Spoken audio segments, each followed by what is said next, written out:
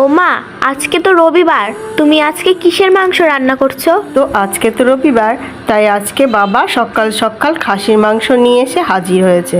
তো আমি খাসির মাংসটাই আজকে একটু দই দিয়ে ভালো করে রান্না করব।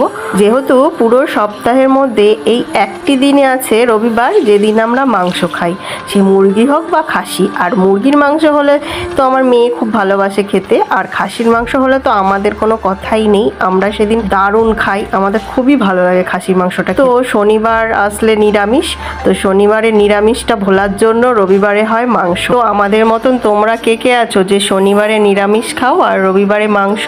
তো যে কোনো মাংসই হোক না কেন। তো আজকে আমি রান্না করছি মাটন, লাল লাল করে মাটনের ঝোল আলু দিয়ে। তো আমি এখানে দই দিয়ে সমস্ত কিছু মশলা দিয়ে ম্যারিনেশন করে আমি রান্নাটা করেছি। তো মাটনের পিসগুলো বেশ বড়ই ছিল আর খেতে খুব দারুণ হয়েছিল, একদম সফট সফট একদম। আর আমার তো চর্বির পিসটা দারুণ লাগে।